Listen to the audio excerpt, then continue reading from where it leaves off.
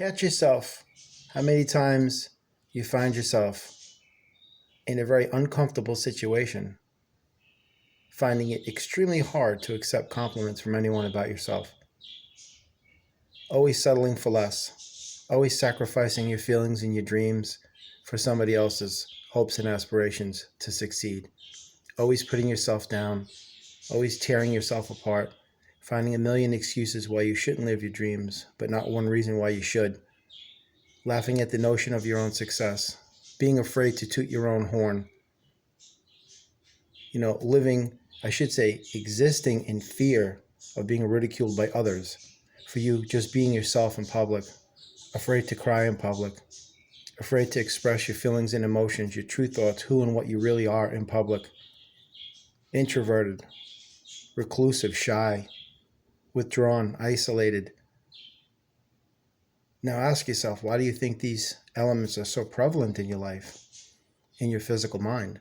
They have been put there years ago by a nefarious cult that operates the system to which you believe is your life force, that you have this absolute undeniable dependency upon, that you cannot live without. They supply you your food, your water, your clothing, your entertainment, your transportation, all of the necessary elements needed for an infrastructure. But you realize something, this was done by design. They have deliberately made you dependent on them. So one day soon, they fully intend on pulling the plug. Because now you have no natural instincts anymore. You can't go into the woods and hunt for food and build a shelter and start a fire from sticks. You don't have that knowledge because everything in your life is push button. You press a button on your phone, a package shows up at your door. You press a button on your phone, food shows up at your door. You don't even realize you're being made a prisoner in your own home. This is how they're isolating individuals, dehumanizing them, compartmentalizing them. This is how they're keeping people away from each other. If you ever notice how people interact with each other these days, it's not social, and it's most certainly not civil. They look at each other like they're a disease. Unless they're in a group that everybody knows each other. If there's somebody that's walking down the street in the opposite direction, they basically just walk around them like they have Ebola. It's just sad. People don't converse with each other anymore. And when they do, it's usually media-based conversations with the words blah, blah, blah. That's all programming, folks. Why do you think it is that when you wake up, the first thing you grab for is your phone? Social media, your emails, whatever it may be. But unbeknownst to you, subconsciously, this is conditioning and setting up the orchestration and the construction of how your day's going to, pan out and how it's going to unfold. Because what you're doing is you're actually setting your day in motion by the very first thing you're grabbing is a mechanical device. Instead of sitting and meditating and connecting with the divine, you instantaneously and unconsciously, out of social programming, are grabbing for basically a transceiver and a tracking device that triangulates your position. Whether you want to believe it or not, your cell phone is always listening to you, even when it's powered off. This is the reason why you can't take the batteries out of them anymore.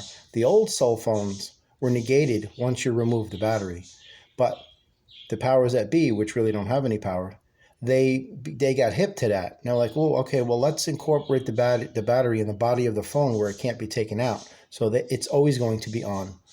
They're triangulating your position. They track you. They listen. They watch. They record. Everything you do with your phone is being recorded. Video, audio, all of the transcripts, your writings, your emails, messages, everywhere you visited online. That's what it is. It's all about power and control with these folks. So when you wake up, in the very first thought in your mind, if it's something of an inorganic, mechanical, synthetic, artificial nature, just know that you've already set the course and direction of your day. You've set the tone for the destination of your day. It's all mechanically based. So that means you're just hinging your whole existence on, the prevalence of the matrix being there for you, like a parent, and you have to break this addiction, this obsession that you have with it, and you don't even realize it. The car you drive, The clothes you wear, the food you eat, the movies you watch, the house you live in, the friends you have, the conversations that, you conduct, where you go. It's all driven by them. A small group of people that you will never see their faces and you will never know their names. You've got to take charge of your own life. You've got to take back what you surrendered a long time ago, unwillingly, involuntarily, and unconsciously, or else you're never going to get yourself out of the matrix. You might profess that you're a positive, loving, spiritual, kind person, but in actuality, of fact and truth, you're not. You're just playing a little, disingenuous game with yourself, even if you don't even want to realize that. Action is truth. Words are meaningless. But the intention of the energy within the word means something, because words, actions, thoughts, writings, behaviors, those are all vessels for energies, like I said, like a container that'll take your energy from point A to point B. That's what it is. So when you speak a single word, it isn't the physical word that means anything. It's the energy contained within that word and the intention behind it. You could say a kind word, but say it in an unkind way. And it's the energy that matters, because energy never lies. But anyway, just wanted to bring some things to your attention. Never inconvenience yourself simply to accommodate anyone else. They're not worth it. Nobody is. As I've spoken in a few videos, the presence of self-deprecation indicates a clear absence of self-love. It's got to be the other way around, or else you're never going to be able to do anything in your life. You're just going to float and drift and exist in this matrix. You've got to separate yourself from it and from them, or else it's never going to work. It just won't work for you or for anything around you, because you're connected to something that doesn't exist. They have deceived you into believing that the illusions are reality. But you must exit their illusions in order to enter your reality, because their lies have been your truth your entire life. So when you actually confront the real truth, your social programming kicks in and cognitive dissonance is there to destroy it, because you are defending the very system that is killing you from the inside out.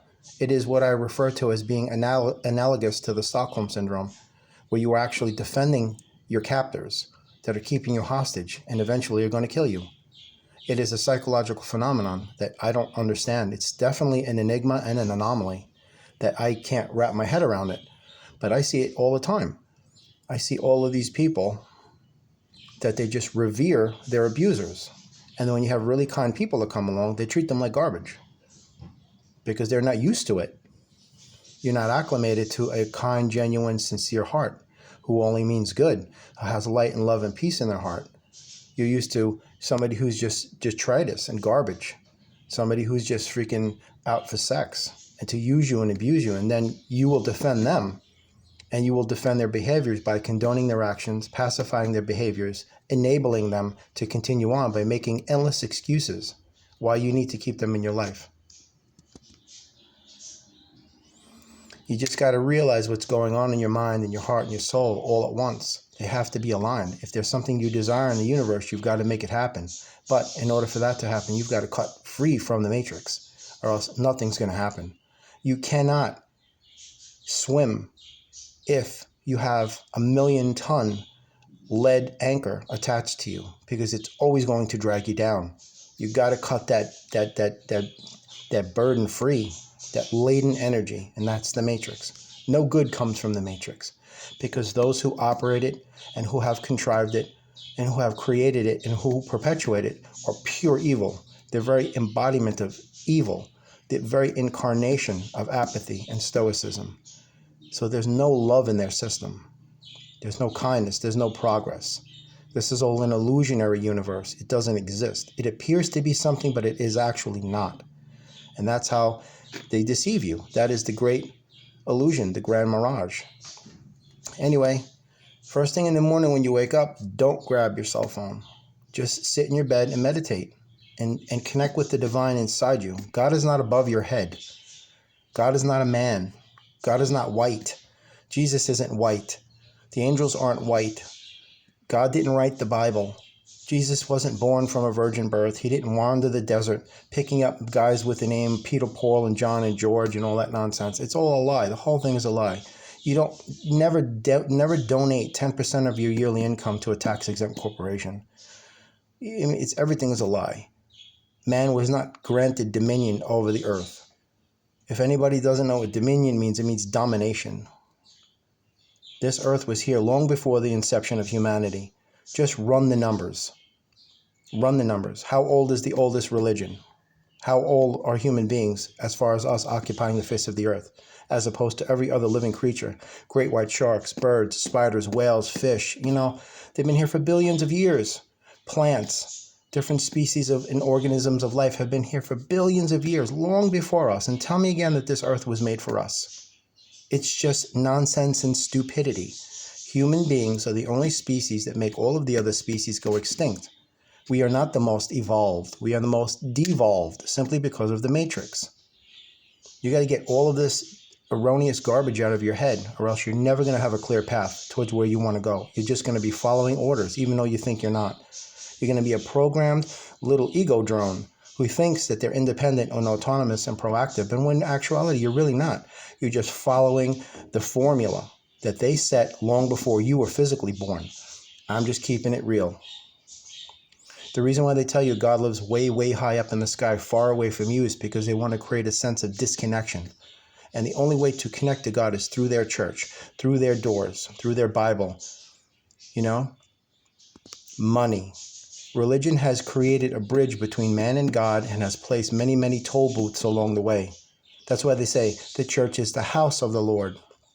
Through lexical investigation, analyze their vernacular. A house is not a home, and a lord is a tyrannical despot.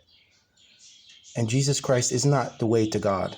Jesus Christ is not God. Jesus Christ is the very embodiment of the love, light, and peace that is our Creator. But He is not God. Everything is just a lie. You don't need religion. Your connection to the divine was never established through the physical. Your connection to the divine was established from the inception of your soul, which is eternal. You are Source. Source is you, expressing itself in this form temporarily. And then once this form reaches terminus, the inception of your brand new journey begins, whatever that is. Anyway, have an amazing day. God bless. Namaste. Take care. And I hope that these videos are helping you in some capacity, because that is the very premise of why I'm doing them. I am impelled by the universe every morning to do them, but I do them out of the kindness and love of my heart. Have an amazing day.